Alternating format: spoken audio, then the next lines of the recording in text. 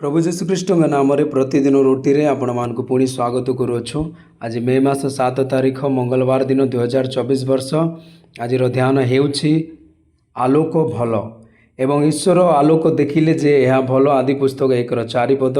ईश्वर आनंद रे तांको सृष्टि गुड़ी को प्रतिदिन देखुथिले, सेमाने ताहांकु बहुत आनंद देले।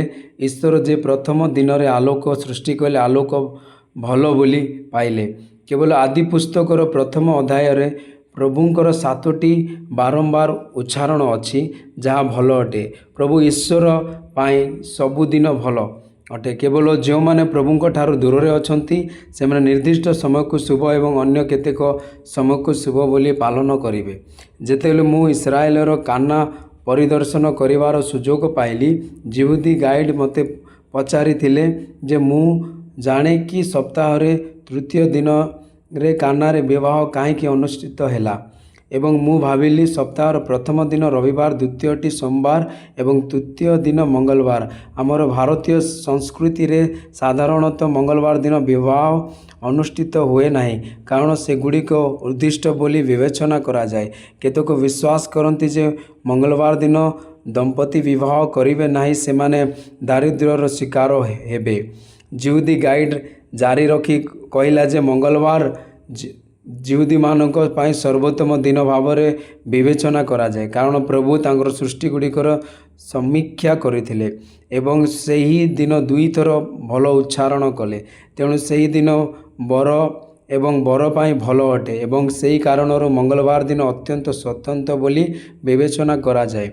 परे मु मध्य शास्त्र जांच करी देखिली जे प्रभु तृतीय दिन रे दुई थर भल उच्चारण करिसंती। आमे जो माने प्रभु जीशु उपरे विश्वास रखीचु, अणजिहुदी मानक परि भल एवं खराब समय पालन करने उचित नुहे। समस्त दिन प्रभु ईश्वर द्वारा सृष्टि होइछि एवं से प्रतिदिन आम सहित अछंती एवं आमको आशीर्वाद करती।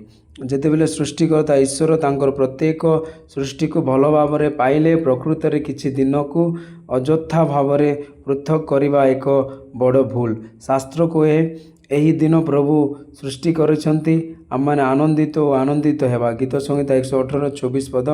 प्रतिदिन ईश्वर एक उपहार एवं से आशा करती जे आमे याकु संपूर्ण भाव में व्यवहार करिबु एवं गोटिए दिन मध्य नष्ट करिबु नाही।